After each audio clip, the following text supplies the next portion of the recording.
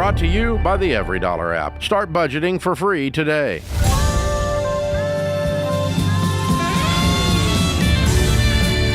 Welcome to the Ramsey Show, where we help you win in your life. We help you win with your money. We help you win in your work. And we help you win in your relationships. All three of those are so connected. And we want you to have peace so that you can live the life that you desire to live. I'm Ken Coleman. The incomparable, the fabulous Jade Warshaw is joining me. She makes me look so much better. I'm always happy when you're here because you make me sound better. You're helping him win with the fashion. Look at this jacket. You like the jacket today? Yeah. All right. We're off to a good start, folks. 888-825-5225 is the phone number. 888-825-5225. Jade's going to help you out, lead on the money questions, and I'm going to help out and lead on the income question. We want you making money. So we can get rid of those money problems. Yeah. Heidi's going to start us off in Columbus, Ohio. Heidi, how can we help today? Hi, yes, thanks for taking my call. Sure. So it's kind of a two-part question. We have two special needs kiddos. They're little, but we know going forth we're going to be dealing with this at least the rest of our lives with helping them with their health needs. But we're strapped right now. I've taken about a 20-hour work week job because I wasn't working, and we have no margin. So I'm struggling with, is there a way that I could maximize my 20-ish hours of work time? Because when I work more, things just fall through the cracks. That's what we've been finding because my husband can't hold it down.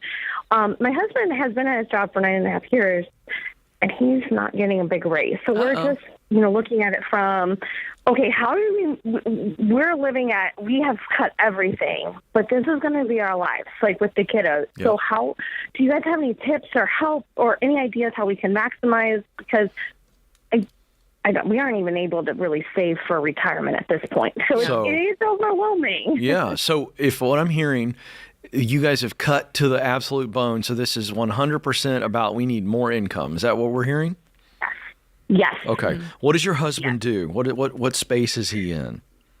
Yep, he's an analyst, and he works in food distribution. So he does a lot of problem solving, analyzing things. What does he make? Honestly, because he's bored. He makes $62K a year, and no real bonuses. So $62K a year, and he's an analyst. Is that on the technical side, or is it on the logistics side? Logistics side. Okay. Well, so there's two things, very simple, okay? And it's going to sound simple when I just say it, but now we've got to actually go do what I'm going to tell you. And so if he were sitting with me right now, I'd say, okay, you've got experience and you've got skill as an analyst. You're in logistics right now, but you could probably move over into the technical side of things, and technology right now would be one space that I would have him look at because he can get trained and qualified pretty quickly. And again, he has transferable skills and experience with a path upward is where technology is going. And he's kind of in process, he's in the process type of work. And I just think he has to upskill. And that's going to take a little bit of time. And unfortunately, some money, and Jade can weigh in there. She knows how to, I'm telling you, she can find money. And I want her to weigh in on that. But I would be looking for him. He needs to be adding $20,000 to $40,000 to that income would be his goal. And that would make a sizable change in your life, yes or no? Oh, that'd be huge. Okay. So because of the kiddos, because you're the CEO of the house, and you've already said this lovingly, when you're out, it drops through the cracks, and that's what it would be like in Stacy and I's relationship too. If Stacy was out there doing stuff and I was left to try to figure it out, Jade, it'd be a four-alarm fire. Hot mess, yeah. You know this to be true. Yeah. So I get that. So I think we want to focus on him right now, and so he needs to be thinking about where can I pivot so that I'm on a ladder and I'm making six figures. That is not an aggressive goal. I think it's a very realistic goal. And so I'm going to do a couple things here because I want to get Jade in here on the money thing, because here's what I want to bring you in on. And I'm going to give her something really quick. But I'm mentally here. There's potentially a minimal cost for him to do some upskilling.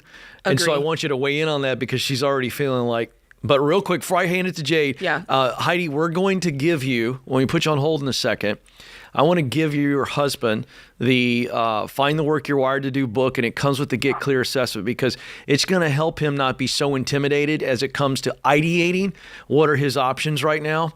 And then not only will we give you that, Christian will also set him up if he'd like to call my show, where I can actually coach your hubs directly, because I believe that we can actually help him map out, and I've helped a lot of people increase their income. So I want to do that because I can't do that with him right now. Is that okay? Can we do that? Oh, that is great. Yes, All right. thank So you. I want to bring Jade in here. Jade, what do you see in here? What are your thoughts? Ken, I think you're exactly right. We talk all the time about getting your income up, and it's usually divided between two ideas. It's either side hustle, which is kind of a short-term way to accomplish some goals.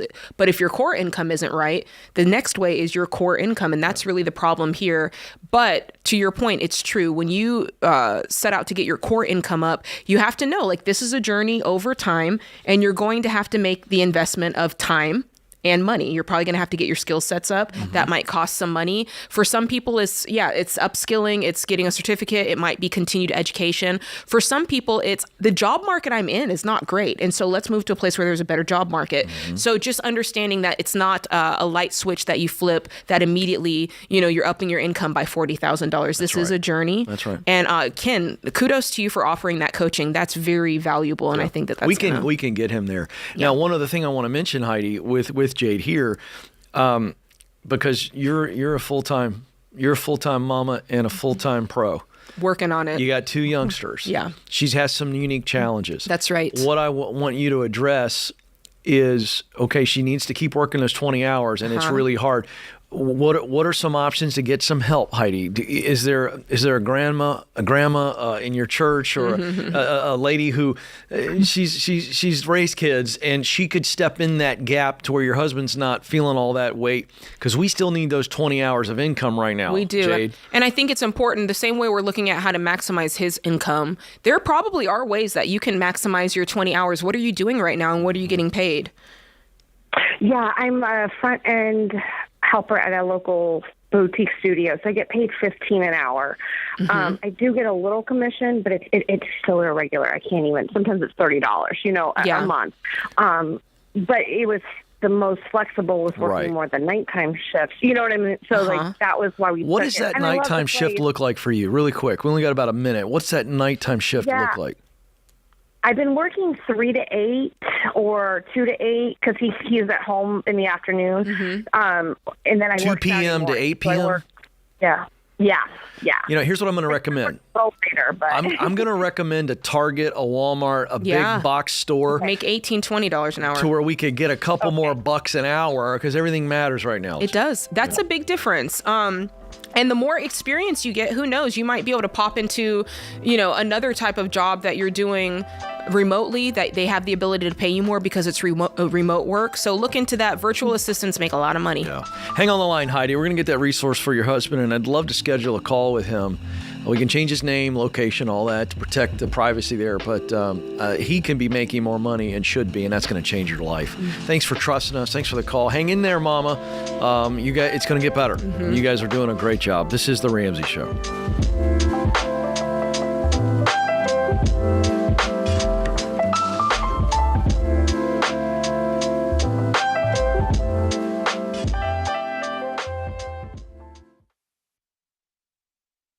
You've been gazelle intense, you've eaten more beans and rice than you knew existed, and now you're ready to make your biggest investment better. Blinds.com is a great way to dress up a room or your entire home. Whether you're comfortable with do-it-yourself projects or you don't even know what a Phillips head screwdriver is, trust Blinds.com to take care of you like Ramsey would. You can do the measuring and installation yourself, or you can let Blinds.com's professionals handle everything for you. Blinds.com offers a completely hassle-free experience. Count on them to deliver stylish window treatments from premium brands without the premium markup. You'll never have to deal with pushy salespeople in your home just to get a quote, but you can count on free shipping, free samples, and a 100% satisfaction guarantee, so you can rest easy. That's why we've recommended Blinds.com for over 10 years. Shop Blinds.com right now and get up to 40% off selected styles. That's Blinds.com. Rules and restrictions may apply.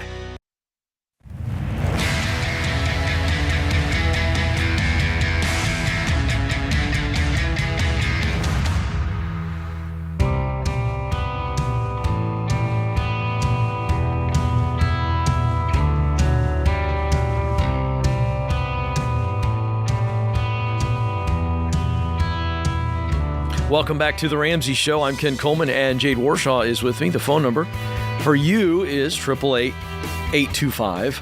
888-825-5225. We'd love to get your question. We talk about this all the time, Jade. The best way to make the most of your money is to create a what? A budget. Oh, she's the budget queen. She's the budget queen, and our signature, and we believe the best budgeting tool out there is Every Dollar. It's going to make it really simple for you to do that very thing, to budget, to plan your spending, see where the money's going through tracking the expenses. And this is going to allow you to have the margin you need to save for what you need to save for, obviously to get you through the baby steps.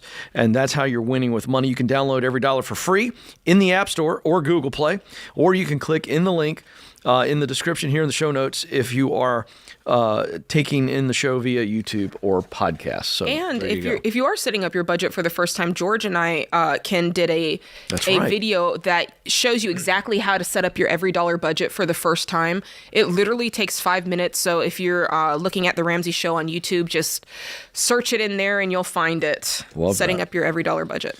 All right, let's get back to the phones. Toronto is where Jason is joining us. Jason, how can we help? Hey, guys. Thanks for taking my call. Actually, I have some questions in regards. I wanted to consolidate a lot of my debt into my mortgage because I'm finding I'm doing a lot of Peter pays Paul, and I'm not really gaining anywhere paying off my debt. My bank has actually suggested a home equity line of credit, which I believe is known as a HELOC. Now, George, I believe you're not a fan of HELOCs, and I don't know enough about them. Well, George is not with us, but you are correct that he is also not a fan of it. None of us Nor are a fan. are we. Here's the thing. Let's stop right there, because you told me you're doing a lot of robbing Peter to pay Paul, right? Yeah. And this is essential. This would be you continuing that pattern if you do this, because you'd be robbing the equity in your mortgage to pay, and I put pay in air quotes because you're not really paying it off. You're just moving the debt truly to a more risky place. You're moving it from kind of having a freestanding location out there in the abyss to now being connected to your home, which means if for some reason you fall on even harder times and you have a hard time paying that debt, now your home is at risk. Whereas before you could have chosen, hey, no matter what, I'm paying my mortgage, I'm keeping these four walls.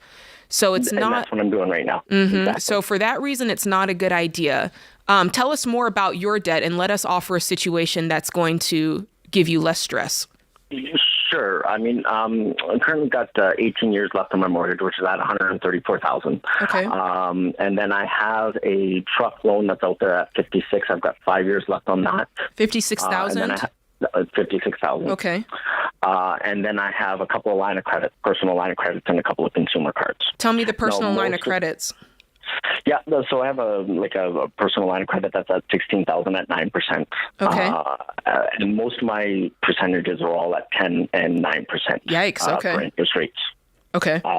Not over that. My truck loan is at 3.9. Mm-hmm. So basically, totaling all my personal debts is $78,000 right now. So you got $78,000, and it's between trucks, personal loans, and what was the last thing? Just trucks and it's all trucks and line of credit. So Okay. I have 3 different line of credit. And can you tell me the amounts on the other line of credits? You've got the $16,000. Tell me the others.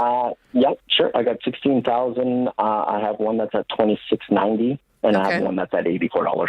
$84. Okay. Well, we're paying that one off. I'm working hard on paying those. That's right. Okay. Gotcha. Okay. So I get what I see your line of thought. Your line is like, let me simplify this. I'm going to throw it all into one payment. Let's consolidate this. But honestly, by doing that, I figured I was saving myself roughly $750 a month. Yeah. You're filtering it through. You're filtering it through interest rates. and you're filtering it through, like I said, kind of like a simplicity mindset of like, I'll put it all in one spot. But psychologically, you're putting yourself in a tougher spot, because what's going to happen here is you're going to throw it onto the mortgage. And not only are you putting your home at risk, but now it's kind of like out of sight, out of mind. It's not bothering me. And you've pulled it out of your equity. So there's many ways I could coach you here. I'm not going to go into the initial purpose of buying a house, but just really quick, remember the reason that you bought a house is because you wanted stability, and it was a way for you to build wealth. If you roll this into your home, you're eliminating both of those things. Okay. You're eliminating the stability that you had in your mortgage, and you're eliminating the wealth and the equity that you'd built up in your mortgage. So just throwing that out there. Let's talk about a way that we can do this that psychologically will allow you to accomplish it faster. So tell us about your income. So income is roughly about $45,000 a year. My monthly expenses is $42,058. $4,258. Sorry. Okay. So what do you do? What do you do for a living? So I do bookkeeping. Bookkeeping and tax person. Is it your own business, or you work for someone? I do have my own corporation, and my corporation pays me out in dividends. Got you. So anything that my corporation has, I pay myself in whatever the profit. Are you maxed out right now as far as clients and time? No, not. I am still expanding because I'm still relatively new. COVID actually was a good thing for me, being that I was able to start this own business because I had 2 part-time jobs, and now I've gone to 1 full-time, which is this one. I am expanding yearly. In the last 3 years, my wage has gone from 50 to, my business-wise, has gone from 50 to 70 to 85 last year. But that's not what you're paying yourself. But that's not what I'm paying myself. That's correct. Can you pay yourself more? Or there's nothing there? At this present time, no. Okay. That's why I'm still expanding my clients. Okay. So, and Ken's going to talk to you more about this, but the glaring problem here is your income. That's correct. Why this is strangling you. And so there might be, Ken's going to advise you on that, but it might be something that you pick up something else until you can get this income up. But for you, even a side hustle at this point is just a Band-Aid, because until that income gets up to a point where it's not, very, very difficult to handle this, it's going to be a problem. Because at the end of the day, what we're doing is we're listing these out smallest to largest. But if there's no margin to make any payment beyond minimum payments, then we're treading water, right? So Ken, give him some with juice. Somebody with your experience, you need to be doing way more. I'm a numbers guy. So. Yeah, but you need to be doing way more work. You need to be offering your services. You need to max out. This working for yourself needs to feel like overtime. Yeah, because is that 45 gross, or is that what you're netting? Your pay? That's what I'm netting. Okay. 45 is what I'm netting. Okay. Still, I mean. So basically, I'm paying myself about $5,000 a month, and I've got about $4,200 in expenses. Yeah. Right. But are you paying what are you paying? Are you paying yourself everything that comes in the door out of this business? Yes. Yeah, that's what I thought. So we got to max out. So essentially, what it is I got 15% going to the government, 25% staying in my corporation to cover some of my house bills because I can run some of my business. No, we get it. Yeah, we know. We get it. We get it. What I'm saying is the rest of it is mine. I get it, but we're on the same page. But you've got to make more money. And there needs to be some intensity, not just on walking the baby steps out, as Jade has told you. There needs to be some intensity for you right now to dig yourself out of this. And with your bookkeeping experience, all the number crunching, you need to be offering your services left, right, north, south, all over the place. And I might even consider a part-time job. If it's not just a contracted new client. Don't limit yourself to your traditional business model right now. You need to be working because you, my friend, have over-leveraged yourself, and you got to stop this stuff right now, and you got to have money to knock it out, or else this is going to take way longer than it needs to. Yeah, do you file, tax time is going to be coming up. Do you file taxes? Do you do returns and that sort of thing? Yes, and that's my prime time. Okay, that's your prime time. I do both. I have my regular monthly clients, but then I'm doing hours of overtime to get all my income. When is that? What time of year? Our season is Family Day, which is mid-February to the end of April. All right, so you already know that's your hot zone, but I'm talking you got to create a hot zone right now. Right now. Yeah. This is all about income. You got to get your income up And then Jade, what does he do with all that extra income? Don't fool yourself by consolidating this. We found that people who consolidate their debt feel like they've done something, and especially when you roll it into your house, you feel like the debt's actually gone, and then you end up going deeper into debt again. So cautionary tale, I'm telling you because I know we take these calls day after day. I'm not making this up. Don't consolidate your debt. Pay it off, smallest to largest. Thanks for the call, Jason. Appreciate it. Get after it, my friend. That's your theme right now. This is The Ramsey Show.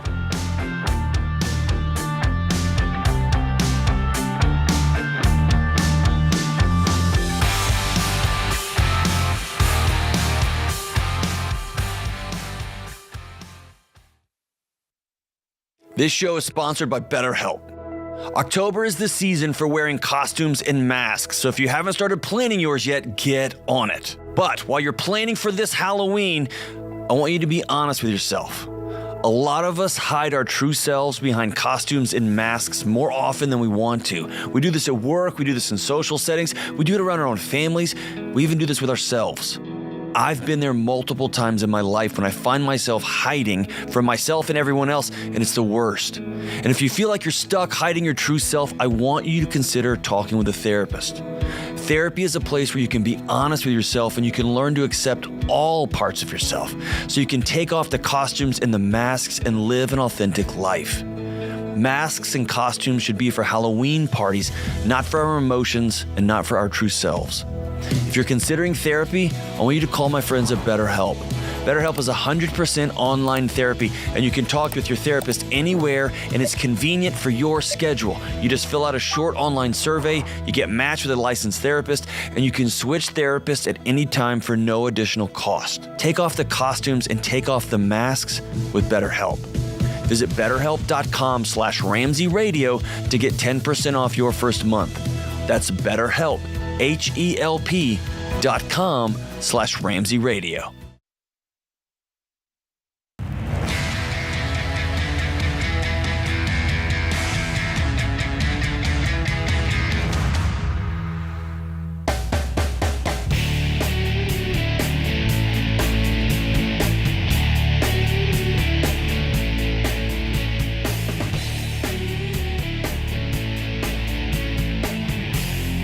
Welcome back to The Ramsey Show. America, thrilled that you're here. We want to help you win with your money, win in your work, and win in your relationships. The phone number is 888-825-5225, 888-825-5225. I'm Ken Coleman. Jade Warshaw is alongside. Yay. And in the lobby of Ramsey Solutions on the debt-free stage, we've got Jeff and Kari. Hello, guys. Hello. What's up? Where are you guys from? Salt Lake City, Utah. Salt Lake City, Utah. All right. So give us a story. You're here for a debt-free scream. How much debt did we pay off? We paid off $353,000. Ooh, wow. And how long? That took us just a little over 9 years. I Man. sniffed something out right here. I know. Ask away. Does that include the house? Yes, It sure does. Okay. Woo-hoo.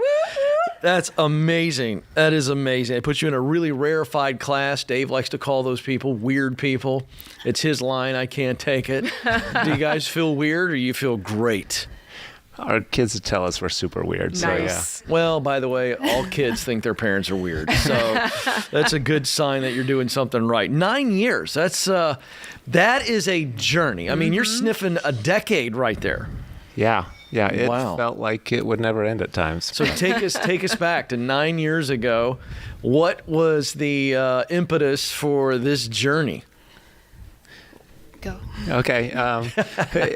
So what happened was we got out of school and we had purchased this house, and between the two, we just felt like we were kind of drowning in debt at that point. When we went through school, we took out a $54,000 loan by the end of it. Ooh. And we took as much money as they would give us, Right. so that we could raise our family, because we didn't want our family not being able to eat, not being able to have the things they need. And so we didn't know about Dave Ramsey at the time, and so we just took everything we could and got mounted up quite a bit of debt. All right, so let me jump in here. And what do you guys do for a living? And I'd love to know the range of income here now that we got the start of this journey.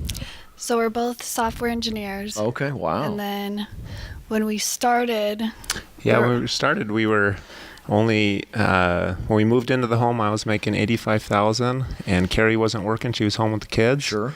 And then now we're all the way up to $325,000. Whoa, mama. Gotta Sheesh. love that. I mean, those are great jobs. Yeah. With a lot Killing of it. opportunity. Wow. That is really interesting. So much like everybody else in the culture, they say if you want it, we've got it, we'll give you a loan for it. And you guys kind of fell into that trap like so many. What was the moment that you were like, enough of this? I'm tired of playing this game. I want to opt out. Tell us about that moment and what caused it, what spurred it. Yeah, I just remember sitting at home and thinking, we have this huge student loan, and we somehow need to pay this off before our kids start going to school. And so we kind of set that goal of how can we pay these loans off before our kids start going to school, because they're going to need debt too to finance their lives. And that's kind of the mindset we had, is we just need to start paying off the debt so we can eventually finish at some point. So stop the cycle. Right. Yeah. How'd you discover this plan? So really, I was just talking about this problem with my sister, and she's like, "Hey, have you ever heard of this guy named Dave Ramsey?" I was like, "No, never heard of him." And so she said, "Yeah, he wrote this book called The Totally Money Makeover. You should go read it." And so I read it, and immediately was like, "Yes, this is a plan." And just I think our kind of analytical brains started kicking in, and that's kind of how we think about it, is step by step. And so it totally made sense for us. It took Kari a little bit longer to get along. He had to get me on board. I didn't think we had a problem, because we hear like credit cards are bad, but you never hear like student loans are bad. Sure. So I was like, we don't have credit card debt. We never did that. Yeah. Like, we just have this one student loan. But Yeah, and you're right, because that's a very interesting point, Jade, because a student loan is tied culturally to a very good thing. It's an investment into your education. Yes. Yeah, that is interesting. Yeah, that's real. So you both do the same type of work, but like when you were computing, do we do this plan? It didn't hit you the same, Kari. Yeah, it didn't hit me the same. Well, I was running the numbers of how long it would take us, and he would make spreadsheets and charts, and I'm like, that's a long journey we're signing up for. Yeah, you're busy as it is. Yeah. And adding all this sacrifice in there. All right, so once you got on board, how intense was it? I mean, how intense? Because we got the student loans, and then eventually we decided to take care of the house. Yeah, like once he got me on board, it was like, and we had the momentum from finishing the student loan. It was like, why stop there? And I kept hearing, Dave say, like, get a bigger shovel. And so I went back to work full time. And so that really helped. Yeah, to me, it was seeming like, how are we going to get to the end of this? And we were only about maybe a year and a half, 2 years out at that point, but we were walking down the street one day, and she looked at me and she said, what if I went back to work full time? And that thought had never crossed my mind. Are you serious? As a dude, are you shooting me straight? That did not cross your mind? Hey, when we've got 5 kids, 2 girls going to dance is not cheap. Oh, no, I get it. And you're shuttling them around everywhere, competition. Around, they were I get it. constantly being shuttled. But hey, we realized that, hey, it's worth it, and it's going to change our lives forever, and we need to do this. At what point in the journey did you go back to work in the 9 years? So it was a year ago. Oh, wow. How much did that juice the income? By how much? So it was, so I make 135. That's sweet. That's big. Yeah, that's a big deal. I'm giving you mad love on this, Jeff, because as a guy, maybe this is me, but like, I know she was busy.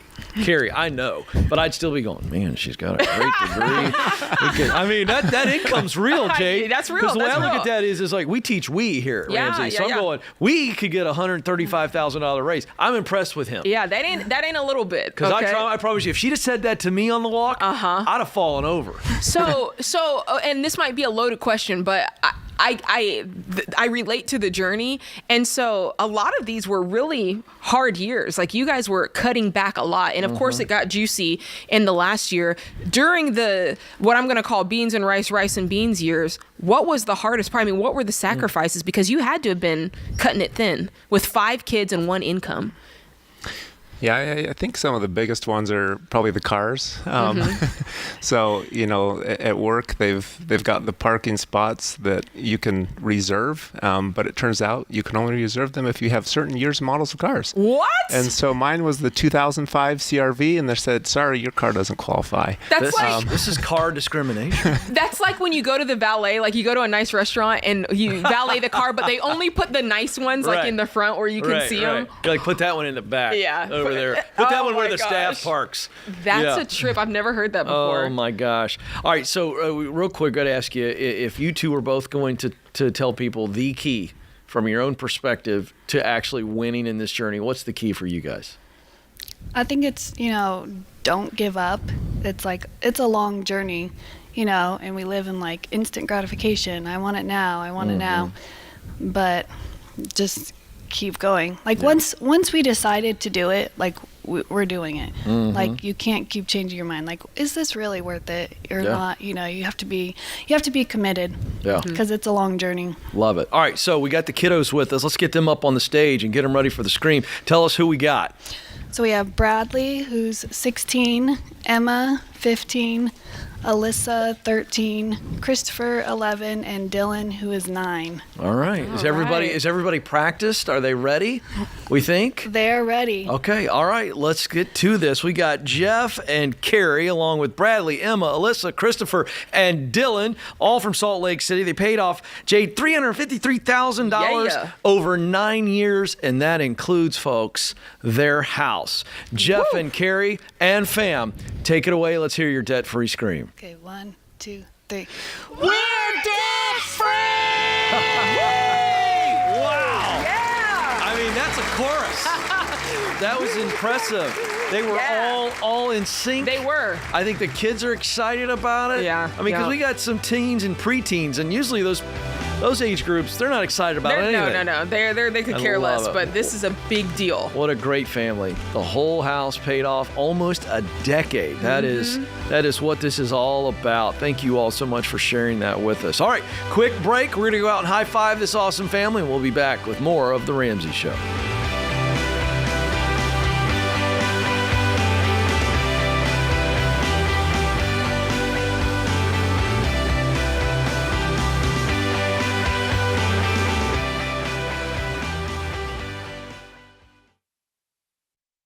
What does the future hold for business? Ask 9 experts and you'll get 10 different answers. Economic growth or a recession. Business taxes will go up or down. AI will help us work, or it will replace us all. But there's no such thing as a crystal ball. That's why more than 40,000 businesses have future-proofed themselves with NetSuite by Oracle, the #1 cloud enterprise resource planning system. Ramsey Solutions uses NetSuite, and you should too. Whether your company's earning millions or even hundreds of millions, NetSuite helps you respond to immediate challenges and seize your biggest opportunities. With one unified business management suite, there's only one source of truth for the visibility and control you need to make quick decisions. NetSuite's real-time insights and forecasting help you see into the future with actionable data. And when you're closing the books in days, not weeks, you can spend less time looking backward and more time focusing on what's next. And speaking of what's next, download the CFO's Guide to AI and Machine Learning at netsuite.com/Ramsey. It's free at netsuite.com/Ramsey.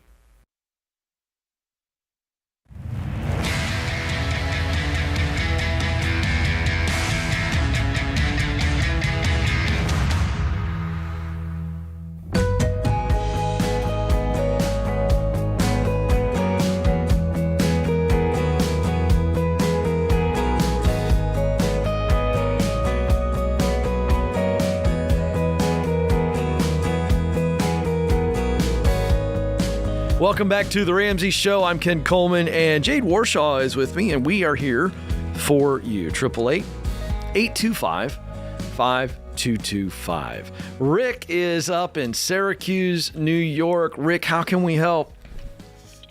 Hey, how you doing today? I'm kind of in that struggle of being in college and not being sure what I should do next.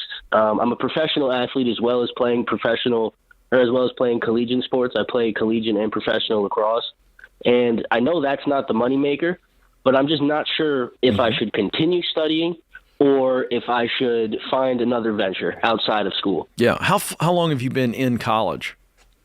This is my second year. After this year, I'll get my associate's degree. Yeah. And it'll be in business administration with a heavy course load in accounting and communications. Okay. Well, no matter what we come up with here in the next few minutes, my advice is, since you're almost there to the 2-year associates, just do it. I'd go ahead and play this part out for sure, because there's some value to that. So the question is, when anybody asks me this, is should I go to college or should I drop out? The answer is college the only way? In other words, the degree, the 4-year degree at this point, is it the only way to do what you want to do? Or is it the best way to do what you want to do? That's my 2-part question. It's never going to change. I'm never going to change on that, because to me, it's all about practicality. It's time and money you're spending right now. And so the question is, and I think I know the answer, do you have a clear idea, or do you have a couple of ideas that are floating around in your head about what you would do outside of being a lacrosse player? Yeah, I have a couple ideas, but nothing really concrete, I guess. All right. Give me the couple of ideas, and we'll go idea 1, then idea 2. So if I were to get my associates, and then I would go to a 4-year next year, most likely on scholarship. That's the one thing, because of being an athlete and having good grades, I have little to no debt, and I will have little to no debt even if I pursue more school. Okay, that's a good option. So it would be by, I think, halfway through if I were to take a trimester on my junior year, at the end of that trimester, I would be able to sit for the CPA exam to become an accountant. Okay. So and idea I thought 1. About that for a while. You thought about that for a while. Okay. And what's idea number 2? Idea number 2 is some sort of business venture into the sports world, whether it's coaching younger kids or connecting, students to college coaches or professional coaches or something along that nature. Mm-hmm. Okay. And is there any other idea that floats around or pops up from time to time that we might call idea 3? It's okay if there isn't. Yeah. Okay. I can't think of one. All right, let's stay with those 2. Okay. I don't know about my good friend Jade, but Jade, I see 2 very, very, very end of the spectrum on idea 1 and idea 2. Idea 1 is accounting, which is very process-driven work. Idea 2, which was kind of a nebulous description, but it would be in the sports world, some type of bridge, but it's very people-driven. So I see process work and I see people work on the ends of the spectrum. Do you see that part? I see it. That's very interesting. So, Rick, my question is which one of those would you choose if you could only choose one today, and on the end of that choice was absolute success and terrific meaning? So which one would you choose if I said you could only have one of those? Sports, for sure. Yeah, I knew that. Be in the sports world somehow. I could hear it, number 1, in his voice. But what I think has got you kind of stuck and why you called today is because that sports direction, that's all you gave us, was kind of a direction. It's not the clearest path. And therein lies, Rick, why you're feeling stuck. Because the other one is super clear and definable. I go and I sit for my CPA exam, and that allows me some pretty clear options going forward. The other one, the way you described it, you just haven't figured out what a destination could be. And I think you've got to come up with a couple of real tangible destinations. In other words, and I'm not going to hang these on you, Rick, because I don't want to, but one idea would be, do I become an agent? Another one is, do I become a coach? Another one is, do I step into some type of advisory role? Another one could be athletic director. And then the other one could be, because of NIL, do you combine, and this is an idea that I had, Jade, so I'm going to throw this to you, Rick. Do I combine that ability to crunch numbers, because I think that's what's leading you down the CPA path? You're good with numbers. Is that true or false? Yeah, pretty good with numbers. Yeah. Pretty organized dude, aren't you? Yeah, pretty logical. Yeah. And so I wonder if some type of role in NIL, because you're a college athlete, you have entree into a world that I do not have entree. I would have to kick some doors down. Interesting. And I wonder about NIL and the money side of NIL and athletes and how these athletic departments, because Jade, as you know, this is the wild, wild west. Thoughts, Rick? Or questions for Jade and I? Yeah. Okay, so here's processing. So I guess I really haven't even explored because I've just been kind of stuck in that's right. the midst of everything moving so quickly. Right. So, Rick, here's my actual advice, okay? And I want Jade to weigh in. My advice is exactly what you just said. I was pointing out to you that you have to explore and explore intentionally and intensely right now, because I'm not at a place where I can say yay or nay on should you drop out of the next 2 years of school. We've both told you we think you ought to finish the associates because you're there. But I am going to say I'm not sure, and I'd say hold on deciding about finishing the 4-year program, because I first want you to determine what are my options in the sports route. You have already told us that you would prefer to work in the area of sports. Bingo. So now we're clear on that part. Now your homework assignment is to do the research and actually talk to real people, men and women, who are holding down positions in the multiple different jobs or career paths within college sports or pro sports. Make sense? Yep. So here's what this looks like, because I want to simplify this. Make a list. And I started a list. By the way, you may cross off every one that I gave you, which is okay. But that's the exercise. Would I be interested in being an agent? Go do some homework, talk to somebody. Would I be interested in being an athletic director? Yeah. What do you think, Jade? I think that's his homework assignment. And then we come up with 2 or 3 that we're actually going, I would be fulfilled, and I think I've got the chops, the talent to do that. Yeah. And so now I ask the question, do I need to finish the degree? I'm 100% with Ken. I think when you're looking in an area that's a little bit more vague, and it's not the career path that everybody's suggesting, job after job after job, you kind of have to do your research. I think it is in many ways like excavating. Like you start in one layer, and the more you dig in, you find all these new opportunities that people just aren't talking about in day-to-day conversation. It doesn't mean that they're not there. I experienced that in music. It was like, well, if you want to be a musician, everybody was telling me kind of like these top layer superficial jobs that felt way out of reach. But when you keep digging, you find there's a whole world of opportunity. If you just dig in, you start making connections. And before you just keep, my husband and I had this framework of thought. If there's a door handle, we turn it.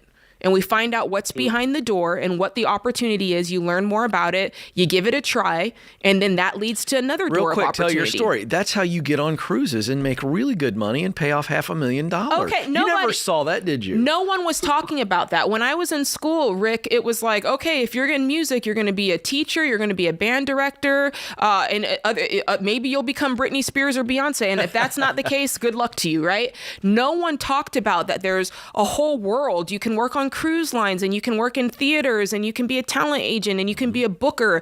All these things, nobody was talking about that. It wasn't until we dug deeper into Ken's point, you find people who are doing what you want to do, and you interview them, and you go to work with them, and you do all those things, and you see a whole Pandora's box of opportunity. You and Sam both. Rick, both Jade and Sam have been individually, and then together they've been wildly successful in what would be a non-traditional entertainment gig. That's right. And the proof is in the pudding. So, Rick, hang on the line. I'm going to give you a copy of my #1 best-selling book. It's called The Proximity Principle. And it's going to make all this connecting things strategically to see what opportunities are out there really simple to follow. So that's my gift to you. So head up. Don't sell your soul to the safe accounting job. Not yet. I don't see it. Not ever. I don't see it. Thank you. I agree. Good hour, Jade Warshaw. Thank you, America, for listening. This is The Ramsey Show.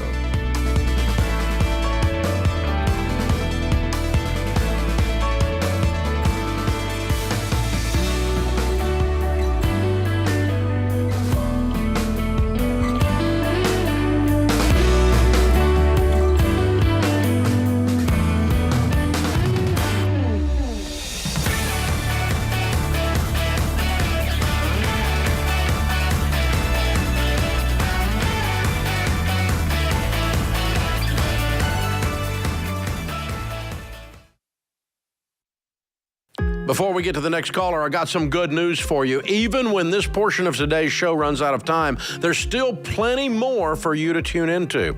Just head on over to the Ramsey Network app to finish today's show for free, right there on the home screen.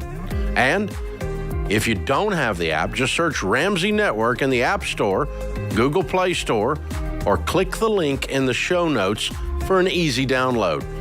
You never know what call's coming up next, so finish today's episode in the Ramsey Network app today.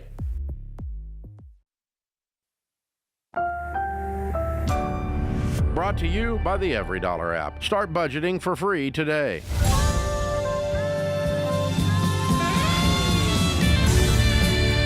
Welcome to the Ramsey Show, where we help you win in your life, America, specifically winning in your money, winning in your work, and winning in your relationships. The phone number for us to coach you up is 888-825-5225, 888-825-5225. The dynamo next to me is the one, the only, Jade Warshaw. I'm Ken Coleman.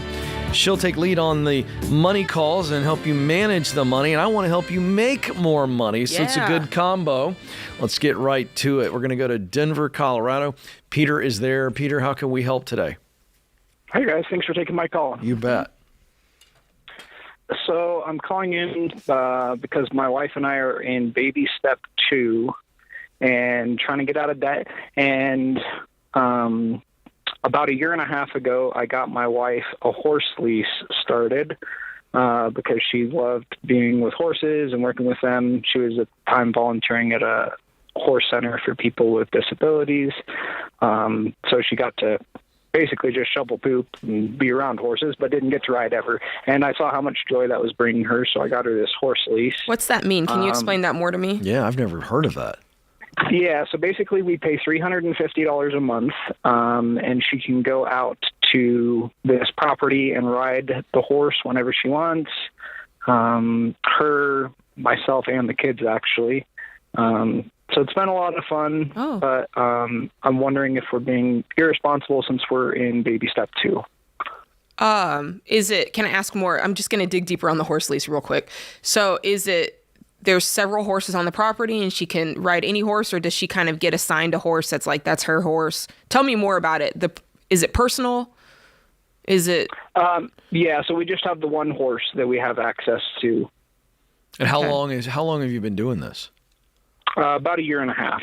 Year and a half. And, okay. And the idea of her giving this up is met with what kind of reaction? Not great. A lot of tears, and she feels like it just helps her a lot emotionally. Yeah.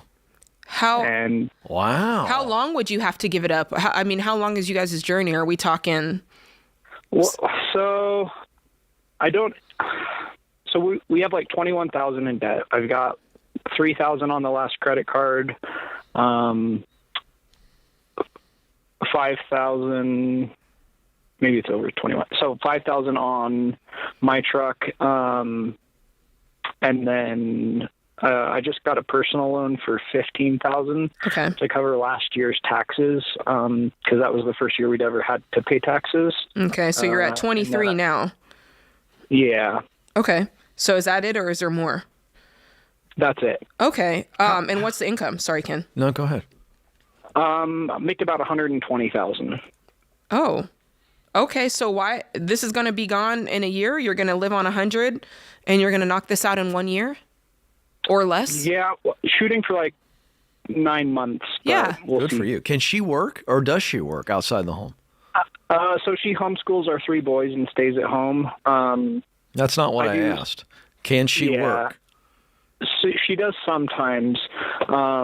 Doing what? I'm a trim carpenter, and so when we're done with houses, the general contractor that I work for will hire her to go in and do the post-construction cleanup. And what kind of money does she make, and how long does it take her to make this money? It's very sporadic because it's just when we finish houses. So it could be like 3 right in a row, or like the next one we'll have is maybe 2 months away. How much time does she take when she cleans? 1 to 2, 1 day usually. 1 day. And so she's able to do this with the kids. Yeah, usually we just have my father-in-law babysit. All right. I'm gathering information over here. I'd simplify it. I'd simplify it like this, and some people might hate this answer. Technically, if you're in baby step 2, you cut out things like this. Yeah. Now, you guys you're not burning like some people are in debt, and you could be if you choose not to go hard on this, but you're going to be out of debt so quickly. What I'd say is if you want to spend $350 and keep this horse lease up with this horse that you've probably established a relationship with, just earn the $350 a month. Earn it back. Go out and get a job. First of all, I am shocked right now, but I love it. I thought you were going to go hard on this one. But it's an amount of money that is truly not going to make or break them to that extent. Yes, but I'm with you. I want to make sure the audience hears this. Yeah. I want to make sure that Peter hears this. I love this idea because that's what I was going to say. Go earn it. Mama needs to go make the $350. Yeah. Or there is no horse. Yeah. Because she's got to cover the horse. But I do have one question on that. What's Peter, let's say it takes you 9 months and all this is clear. Is that the number you gave us? Mm-hmm. That's what we're shooting for, yes. What's the name of the horse? Jesse. Is Jesse going to be available for lease 9 months from now? It's certainly not guaranteed. Is Jesse old? Well, that doesn't make any difference because if Jesse dies, we can't lease him anyway. I know, but I'm just saying maybe she wants to live out Jesse's last 9 months. I'm going to throw a wrinkle into this, Peter and Jade. I'm going to throw something out and let you two discuss it. Okay. You ready? Yeah, I'm ready. I like your idea, but I think the better idea is to go talk to Jesse's owner. Okay. And tell Jesse's owner what the story is. Okay. And say 9 months from now, we're going to be debt-free, and this is super important to my wife. I need to know that we can jump back into the contract and lease Jesse 9 months from now, and I would take the $350, and I would help Mama get motivated to knock this debt out and say, we're going to stop riding Jesse for 9 months. Okay, but I'm just throwing a hardcore alternative out there. Peter, Jade, discuss. So, Peter, are you saying that if you were to cancel the lease, are you worried about Jesse not being available and that somebody else would take the lease spot? Is that what you're concerned about? Essentially, yes. Yeah, she could just lease her out to somebody else. Which is why I have the conversation with Jesse's owner. Yeah. Well, but if I'm the owner, if I'm Jesse's owner, I'm like, you want me to hold the horse? But how can she not lease him out to like 50 people? How many times can you ride Jesse in 1 month? I mean, he's got to be available.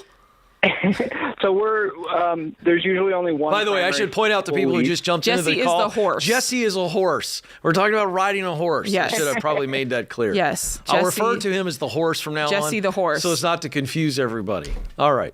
But how many times can you ride the horse in a month? The owner she goes out like once a month. Right. So, twice a week. Twice. Oh, that's a lot. Well. Twice a week for $350. And I don't want to get too deeply into your business, but I did want to ask, because you kind of alluded to it. Does your wife struggle with like anything mentally? Because you said it helps her mental health. I don't think it's so much like a mental health problem, so much as just like she's with the boys constantly. She homeschools. Yeah, totally. And that's kind of like her. No need to explain. Yes, our children drive us crazy. Yeah. We are. She needs a little time with nature. Come on. Okay. Listen, I think Ken's idea can't hurt. It can't hurt you to go by and say, hey, we've got a 9-month window. We've been working with you guys for a year and a half. We love it.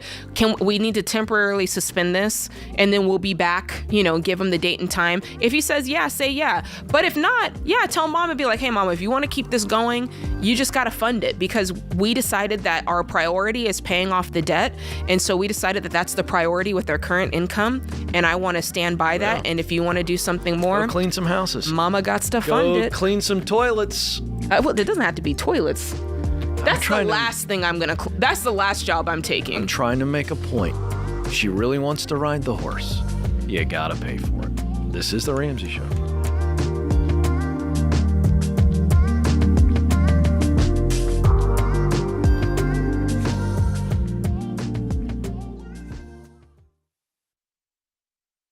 I've been doing this show for over 30 years, and some of the saddest calls I've taken are from situations that are completely preventable. Yeah, and what's so hard is I feel like one of those, especially the ones that I'm like, oh, it's terrible, are people that call in and their spouse has passed away suddenly and they don't have life insurance. We actually took a question of a lady, and she had 3 kids, pregnant, and husband didn't have life insurance. And I'm like, I can't even imagine. Or even if it was opposite, right? If a mom passed away, there's a dad with kids and trying to figure out, how am I going to afford childcare? How do I outsource some stuff that maybe she was doing?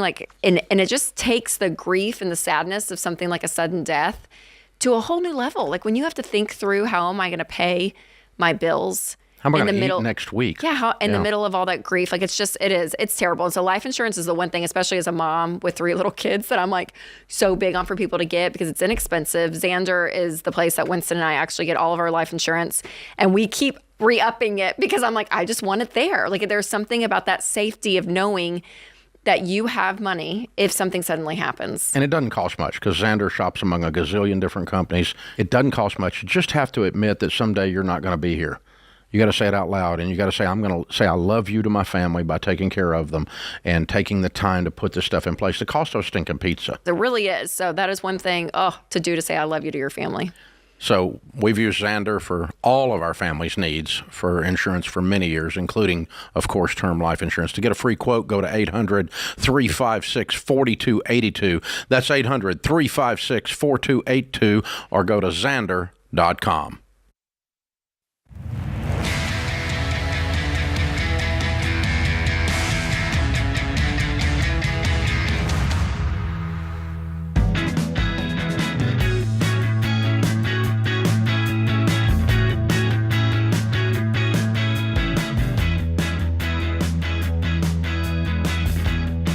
Welcome back to The Ramsey Show, where we help you win with your money, win in your work, and win in your relationships. I'm Ken Coleman. Jade Warshaw is with me. 888-825-5225 is the phone number to jump in.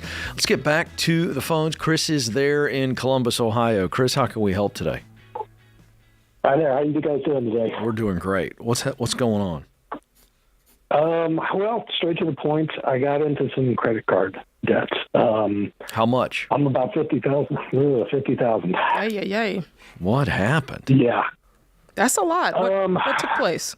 It is. Well, so, all right, about 2021, I bought a house. Went into it having a little bit of credit card debt. What I didn't realize is when buying a house, there's stuff that needs help. I went in maybe $8,000 in credit card debt, and had it sitting on a 0% balance transfer. I wasn't that worried, and it was great.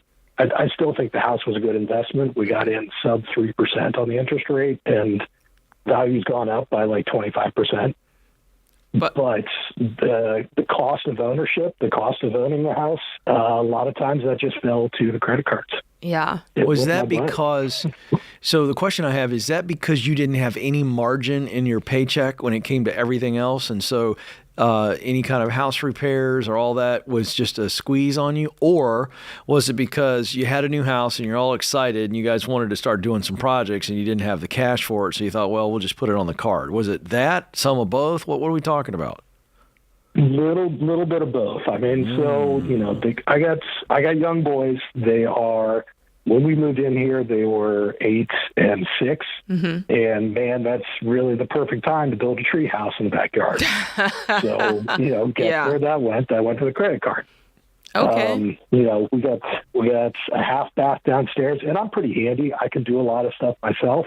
And so, well, what percentage of your, it's real easy to, what do you take home every month? What's your take-home pay between you and your wife? So I'm making about $100 a year, and that's just because of a new position that I've taken this year. Last year, and when I bought the house, I was making about $85. And what's your take-home pay? What do you see on your check every month? Let's see. I make $13 and change every week. Every week, $1,300? Yes. Okay, Yep. and then what percent? How much is your mortgage? $2,400 with taxes. Okay. So $5,200 net, right? Yeah. Wow. So that's a little bit. Tell me again. I'm sorry. Ken said something. Tell me again what your mortgage is every month. $2,400. $2,400. Okay, I think that's where some of the problem is, because you're getting really close to that being half of your take-home pay. Yeah, it very much is. And so that's where we get into this. Because I mean, think about it like this, and I don't think people take enough time to think about these ratios. We say, all right, your mortgage should be no more than 25% of your take home. So there's 25 there. If you're a giving person, you're probably doing around 10% there. And then when it comes time to do your investing, you're doing 15% there. That's 50% right there. Mm-hmm. So if you mess around and your mortgage creeps up 25 more points, you're at 75% of your income and you haven't even done anything yet. So yeah, no wonder you would be going to credit cards, right? Because you haven't even bought groceries. You hadn't, taken a vacation. You've done nothing. So I think that what's really, really squeezing you is the mortgage. That's probably thing one. And then if you're not on a really tight budget, then this money just disappears. Are you guys doing an every dollar budget? We're very good about budget. Okay. We're both emotional people, and so occasionally do have some impulse purchases that take us outside of that budget. And you're aware of it. Creeping up, we're getting a lot. Oh yeah, yeah. Okay. So what it might be for you guys? The no spend months. Okay. So, but that's not sustainable. So what it might be for you guys, it's one of two things. The first thing is, if we know that we're on a tight budget, and we knowingly say we can't afford this, but we're going to put on the credit card. We're going to do that. So you've decided that. Yeah. And so for that reason, then you need to say, okay, this is a habit we have and it's not working for us. Let's cut up the credit card.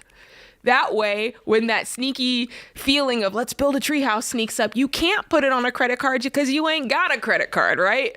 So let's take the cookies off the shelf so you're not tempted by them. And then you're forced to stick to your budget. And then what will happen is you'll go, man, I'm not happy with something with our lifestyle. We want more money. And then your creative brain will kick in. You'll go, okay, what can we do to bring up our income? Mm-hmm. And you won't be dependent on these credit cards anymore. I think you should cut your card up right now on the air. Hey, yo. Uh-oh. Oh, we got it. Uh-oh. I double dog dare you. Did you hear the chuckle? That was the respectful chuckle. It's an uncomfortable laugh. Which credit card? I'll take you. Do all of them. Cut them right now. Yeah, I know. Yeah, you know what? I would. Honestly, we've stopped using them. I used to be in the habit of, we put everything on the credit card and we pay it off. But, just a couple of those times where it has leaked beyond where we were able to fully pay it off. Chris, you're not ready. He's not ready. Chris, you're not ready, buddy. But you got to get here's the problem. I don't think you're ready. Yeah. I don't think you've hit that moment. 10 more grand? Should he charge 10 more grand? Let's get it to 60 grand. What's going to make you miserable enough? Something's going to have to make you so uncomfortable with these things that you're like, no more. That's what we Ken, that is what we find on this show. I agree 100%. You're not there. You're not there yet. You called us. Why? So what is the reason for calling us? I feel pretty close. What's the reason for calling us? So my question is dealing with the credit card debt. I feel like I've got maybe we just told you. So we got to stop using them first. Then we pay it down. Roll this over in your mind, Chris. Roll this over in your mind. You cannot solve a problem while simultaneously creating it. So as long as you have these credit cards, you're creating the problem, so you'll never solve it. It's infinite. It's the cat chasing its tail, dog chasing its tail. So you have to stop the crazy cycle. And the way you stop the crazy cycle is you say, I'm not going to keep contributing to this problem. I'm not going to keep adding to the pile. I'm going to stop it, turn off the faucet. Then you can clean up the mess. Yes? Absolutely. And so what Ken and I were... I'm at that point, and that's kind of why I'm calling. Then you got to cut those bad boys up. Snap them up. Yeah. Put them through the little... Dude, I'll cut them up right now. Yes! There we go. Because you guys got an impulse problem. Yeah. And you just said that. Yeah. Those are your words. You got them right now? We got about a minute and a half. You got them on you? Yeah. You got it. You want to cut cards? Let's go to town. Yeah, do it. Attaboy. And you're going to be in the fetal position later today. You're going to maybe sob in the shower because you're going to realize, oh my gosh, this was a security blanket. All right. So you got some scissors? Do we need? Hold on. Okay. Tell everybody what's happening right now. Describe what's happening. We got to make this exciting. Oh, should I use names? Okay, which one do we got here? Yeah. This Hold it up. Tell us what it's called. Chase Visa. Ooh, Got Chase it. Visa. Hold it near the phone so we can hear it. Okay, hold on. Chase, this is a Chase Visa. Let's see if you can hear that. Yeah. Oh, you catch it? We heard the We cut, heard it. and we heard the exhale. Are you sure you weren't giving yourself a haircut? That was sounded All right, like barber scissors. So we gotta go. We got about 45 seconds. What's next? Options for getting at the credit card. Ooh. I don't want to do something stupid, but I mean, with these, they're charging 30%. Cut it. Stop talking and cut it. What do you cut it? Oh, I'll cut another one. Come on, man. What is got it? Which one are you cutting? Tell us quick. Hold on. City card. City card. Go. Yes, out Tell of us- here. We won't wait for the sound. Just tell us when it's cut. Oh yes. There it is. Gone. It's gone. Do you see? That's great. How many more you got? Several. Wait till I get to the Amex in the drawer. Keep we're running doing out it. of Keep time. going. Not to Keep use. going. Well, you know what? We're a cash business, and we got a lot of people that need to hear these advertisements coming up. So we got to take care of business. You, my friend, need to keep cutting. Okay. Yeah. Keep cutting. Don't Good stop. job. Good job, Chris. Love it. Did you hear that? Every time he cut one, he went. Oh, Yeah, yeah, it's painful. It's visceral. You feel it. that is so fantastic. Keep cutting, Chris. Yes. All right, we'll be right back. This is the Ramsey Show.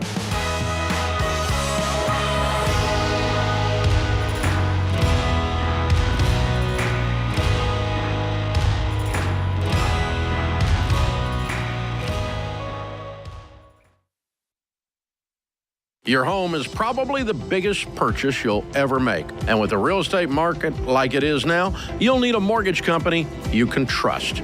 That's Churchill Mortgage. You guys, buying a home is not a button push. It's a process.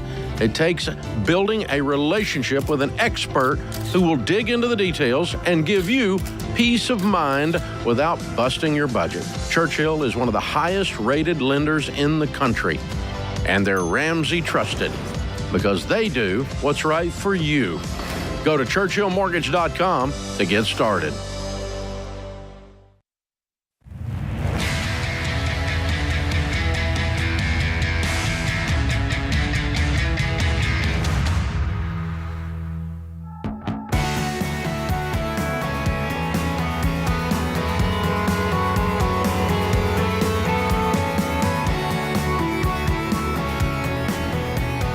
The Ramsey Show continues. We're thrilled that you are with us. 888-825-5225, 888-825-5225. I'm Ken Coleman. Jade Warshaw is alongside. It's time for a question of the day brought to you by Why Refi. Student loan debt is an epidemic, and defaulting on debt makes you feel even worse. But our question of the day sponsor, Why Refi, refinances defaulted private student loans and builds a custom loan based on your ability to pay. You'll have a payment you can afford with a low fixed interest rate you couldn't get anywhere else. So go to whyrefi.com today/Ramsey.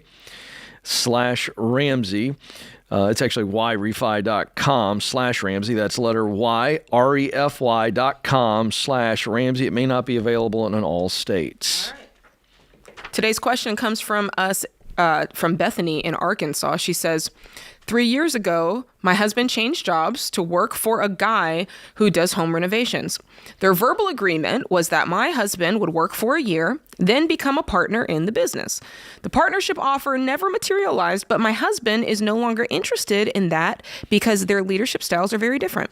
He often complains because he does all the jobs while the owner goes on leisure trips. I have encouraged my husband to start his own business, but he feels guilty because his boss taught him how to do everything. How can I encourage him to leave his current employer so that he can make more money doing the same work but for himself instead of for someone else? Well, Bethany, I don't know that you're supposed to be encouraging him to leave as opposed to just being supportive and allowing him to come to that conclusion. And the way that you can do that is by asking questions, not making suggestions. I would have a sense here, Jade, that the excuse given, I'm not going to leave because I feel guilty because my boss has taught me how to do everything, and while he's griping to her about the fact that he does everything while the other guy leaves. Here's what I think. I think he's afraid. Yeah. And which is why I'm saying I'm trying to help Bethany out. I think he's afraid to go out on his own. And while he's miserable, he's more afraid than he is miserable because we're more afraid of the unknown. So we'll stick with the devil we know, if you will. And I've just coached so many people who are in this situation. So in her situation, and I love her and what she's trying to do, it's like, you can't push him because he's afraid. It's like trying to get your kid. You remember the first time that your kids jumped in the pool and you caught them? You can't force them. They just got to be ready. As a parent, you got to just encourage them by saying, I'm here. I got you. I promise I'll catch you. You can't make the kid jump. And in this case, asking him questions like, what would it take? What would make you feel comfortable to actually leave? I get that you're guilty, and asking questions like that, having real conversations where he feels supported and he feels heard. And I guess my point I'm making, you and I coach people all the time. A good coach doesn't tell their client what to do. A good coach asks a lot of questions and lets that person come to the awareness of, oh, if I were to go do a couple side jobs and get 15 grand in the bank, and line up a pipeline of work, I'd feel more comfortable leaving, or whatever that is. That's my true. take. What do you think? What do you think? I'm gonna go out on a limb here, and I'm gonna take a hot take on this. I like it. I kind of feel like if somebody's got to convince you to go into business for yourself, you're probably not cut out for it.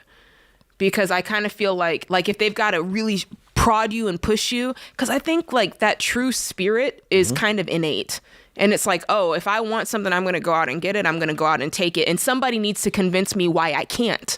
I feel like it's got to go the opposite way. I like that. And so I don't disagree, but the only caveat to that I would say is that I think some people are cut out to do it, but they're scared to death. I do think that just like fear the kid can play. Can ride a bike, the kid can swim, but they got to get to a place where they jump or where they get on the bike. But the spirit that you need to be successful long term, I agree with what you're saying. Is definitely an innate spirit that says I do things afraid and I don't let fear stop me. I agree with that. And then there's the other part of this. This is just the practicality side.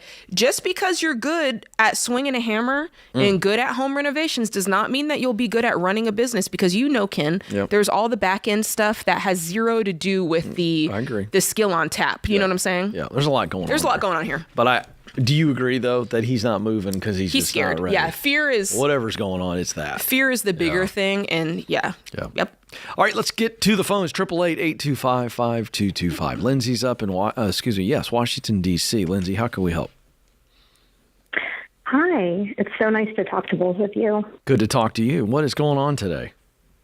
Well, I'm calling because I want to better understand how to move from baby step 3 to 4 when you have competing priorities and you're trying to build sinking funds to actually take care of those things should they come up. All right. Give us those priorities. And by the way, tell us who's competing. We need to know. These are, it's the inevitable, right? So we have 2 12-year-old cars. Okay. Both of which we've been told will need new transmissions. Oof.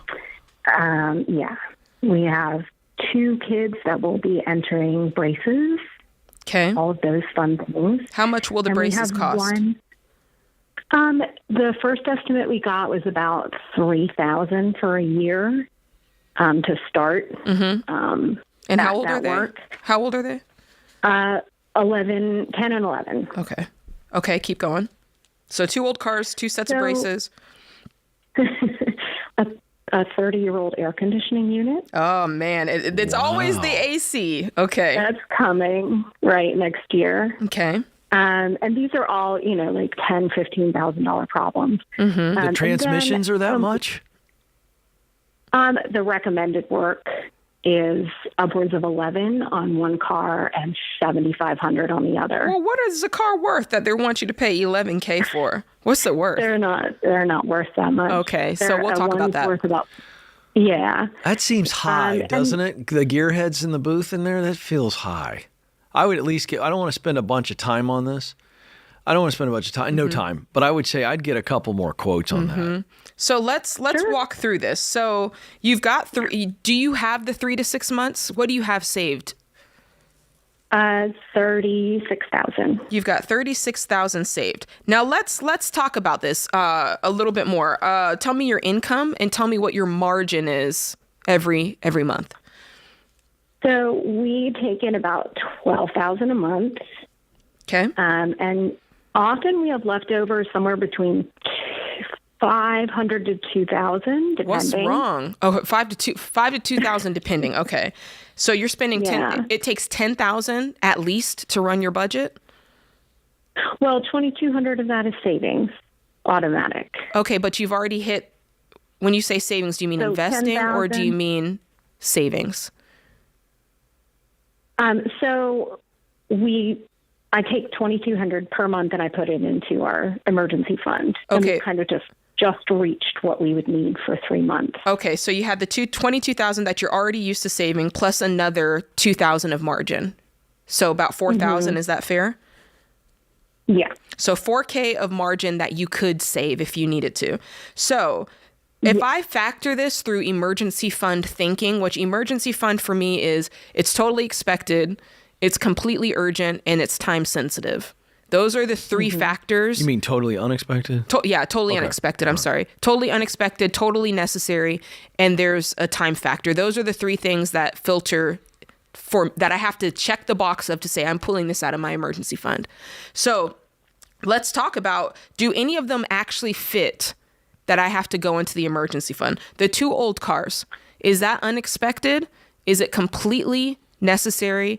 And is it something that is completely time sensitive? You tell me. Well, it's all about timing. I would think no. I would rather prep for that. Okay, so that already tells me ready to either. This is something we can cash flow. We can cash flow one at a time. Do what Ken said, get some quotes, cash flow it one at a time. Same thing with the braces. They will be fine if they wait a little bit longer. So I don't think that falls into emergency fund. The only one that might is the AC. That's the only one that gets the green light for me that it might be, but I think you saw this coming. So I think there's a way to cash flow this and make it work. It's just going to be long term. Yeah, they got a lot to take care of, but $4,000 a month adds up. It sure does. And then you'll start your investing. Yeah. All right, you got it. Good job, Jade. This is The Ramsey Show.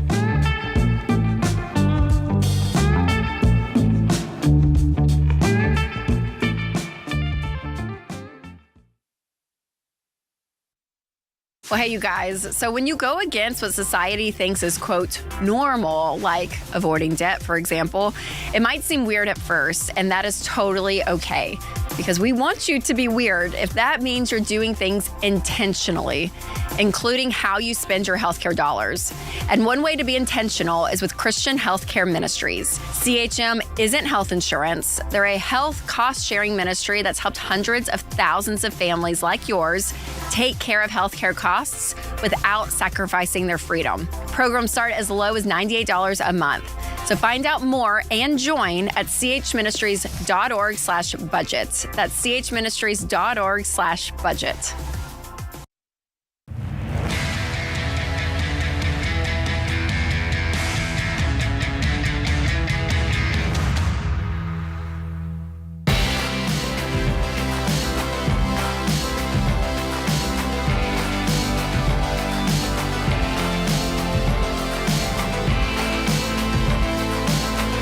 Welcome back to The Ramsey Show. So excited that you are with us. I'm Ken Coleman, and Jade Warshaw is in studio with me as well. 888-825-5225.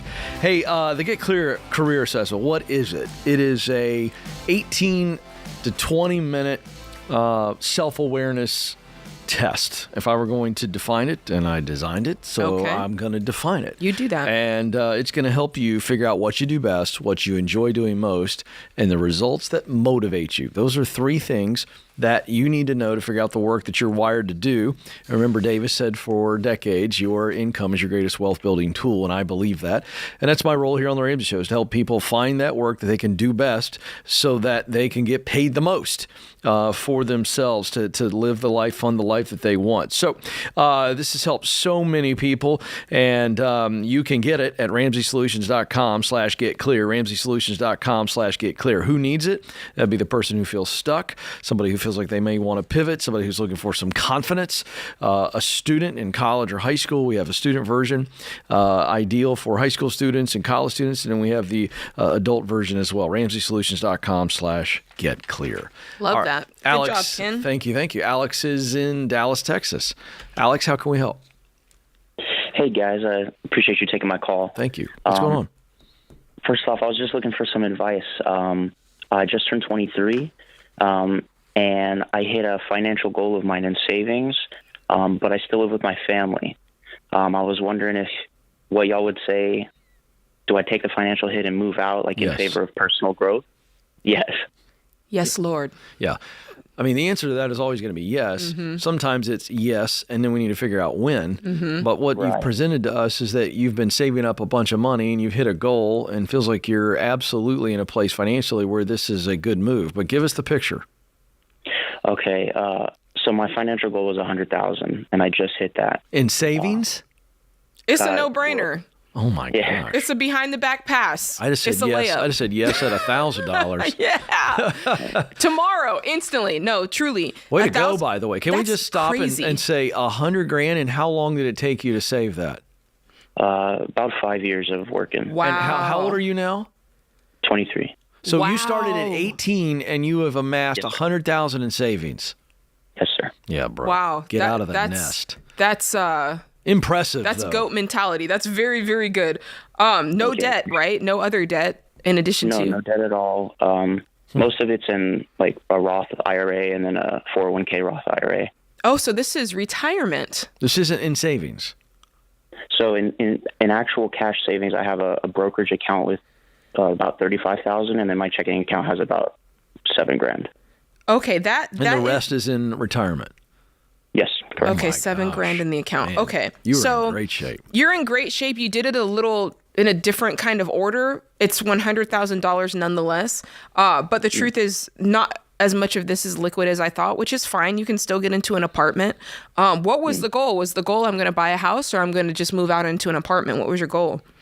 I don't think I can afford to buy a house at the moment, unfortunately, the way things are. So I mean, if it was liquid, you could, but since you locked in retirement, you cannot. What do you do for a living, and how much do you make? So I do marketing. I'm an associate marketing manager, and I make $55,000 a year. Cool. Yeah. So if I'm you, I would probably save up the equivalent of 3 to 6 months of expenses. That would be my last thing that I do under my parents' roof, and you should be able to do that lickety split. And I would keep it liquid, put it in. He's already got. He's got $35K in cash. It's in a brokerage. Yeah. It's not in index funds. So some of it is. I think I probably have about half of it invested right now. But I thought you said 35. Listen, if it's invested, I don't for my purposes. If it's invested, I don't care for you to pull. I mean, I think you're in a place like, hey, I can save this up right quick.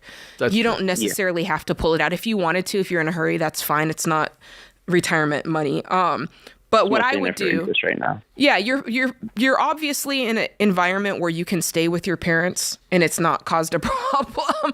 But if I were you, I'd take, a little bit longer. I'd save up 3 to 6 months, whatever's liquid, put that all together, and then I'd move out. Okay. Yeah, I got no problem. So what's the timeline? You tell us. Yeah, I mean, I was thinking basically the most that I was thinking about extending it was a year because that's I was too thinking, long. Hey, my car's pretty old. No, that's too long. Yeah, you're too comfortable. That's the problem. I mean, I've got mad respect for you. I mean, I really do. Of course. You are very disciplined financially, but I think from an emotional and a maturity situation at your age, you're a little too comfy hanging out at mom and dad's. And extending it another year, I start to get nervous about that, man. Yeah, I mean, you've already got $7,000 liquid. I mean, what do you need? Another $10,000? Yeah, my only concern is my car. Like, it didn't start yesterday. Okay, but at that point, now we're just in big boy mode. Like, right. You can't say, I'm going to make all of my financial worries go away at my parents' house. It was really just, the intent was for you to kind of set yourself up and give yourself a little foundation to take off. And then you're off into the world. I want to throw something out here. Jade may disagree with me on this. Because his money is in a brokerage account, so it's after-tax money that he's put in. Yeah. I would pull some of that money out and get a car. Yeah, the brokerage Play account, cash. yes, 100%. You agree? Yeah. And now he's got a reliable car. Mm-hmm. And then I'm just putting that into the front of your plan. Yeah, I would do that. What's you said there's 35 in the brokerage account, and then you've got the car that's acting up now. If you sold it now as is, what would you get for it? Off. Nothing? Maybe $1,000 Okay. It's a piece of junk. So we're starting over from scratch, and let's get a just $10,000 car. Yeah. What do you think? Leave 25 in? You know what? What do you think? He's done such a good job. 15? We're negotiating. We're negotiating over how much he's going to spend on a car. I love this. Hot take. Hot take. He's done such a good job. Oh, don't say it. That Don't. if you're able to save up 3 months of expenses, I would say that if you want to spend $30,000, you could. I wouldn't want to buy a new car, I don't think. No, I didn't say brand new. I said used. He has the money. He's got $100,000 saved. Who are you, and what have you done with my friend Jade? He's got three. I don't Check recognize the boxes, this person. Ken. He's got he'll have 3 to 6 months of expenses saved. I'm with you. He'll be investing 15%. Totally He'll be with living you. out on his own. He's got $135,000 saved, and he's 23 years old. Yeah, that's 30 a slam grand. dunk. No, you got to read the room. This guy, he's uptight. And he Ken, you doesn't gotta need read a $30,000 car. I'm saying he could. I know, but I thought that's what you recommended. I'm going 15 max, Alex. I'm saying he could. Listen, if you've done the work, if you've done the work, you should. Somebody hit me in the comments and let me know that I'm not losing it. Anybody If who's you've done the watched work- you on this show for any amount of time is in a state of shock. No, they're not, because they know that $30,000. Because they know that I'm not frugal to a fault. They know that at the right time, when you've saved them. Audience, I'm talking to the studio audience at this point. He's 23 years old. He saved $142,000. The people are already speaking before you can even get your point I see out. Mama in the back is like, oh no, you said they're no? thumbs down in it. 15,000. What? Here's why. Let me explain my take. 15,000 gets him a very nice and reliable car. Of course it does. And it leaves a good chunk in the brokerage account. He doesn't need it in his brokerage account. He's 23. He's got $100,000 invested. He does need it in there because it's going to continue to pile up. So is the $100,000. He doesn't need it. He does not need a $30,000 He's 23. car. If he was 42, right. this would be a different conversation. I can see this is going nowhere. But he makes $55,000 a year. I understand. Alex, what do you think? I think I would have a little bit harder time spending about $30,000 on You a don't car. have to. I'm just saying you could. Right. Listen, I'm the fun parent. Y'all are tripping. 15 is more into my. I've backed it up by being frugal. I think I'm comfortable there. As Trust me, Alex. Then I know. You do what you're comfortable with. First of all, I love this version of Jade. I'm not throwing shade at Jade. I'm just saying I'm shocked because I'd like to see him be more conservative because he already is. I think 15 makes him uncomfortable. That's why that's fine. he has proven to be a conservative, responsible guy. I'm not worried about him. He's doing all the right things. You got to celebrate a little bit. I'm going to celebrate the fact that the studio audience is in favor of me. I'm never that right. So I want to just Take soak your moment. in the moment. Soak it up, kid. It'll never happen again. No, it won't so happen fun. again. She is the incomparable Jade Warshaw. This is The Ramsey Show.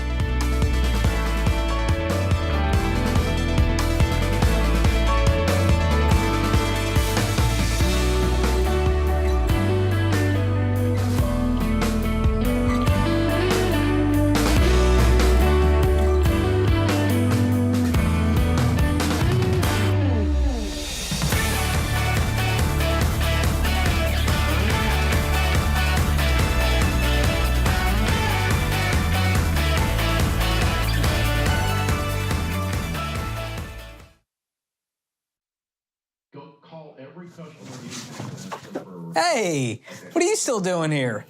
You know the rest of the show's happening on the Ramsey Network app, right? So you got to jump over there to continue watching. You can download it for free. Just go to your app store, type in Ramsey Network. It's completely free, and I'll drop a link in the show notes to make it easy for you. So if you're watching on the app, you're in luck. But if you're watching anywhere else, this show is over for you. So jump onto the app and let the fun continue. All right. Go on now. Don't make it weird. Okay, I got nowhere to go, so you need to go. Okay, bye-bye now. All right, it's getting weird over there, guys. What do we do?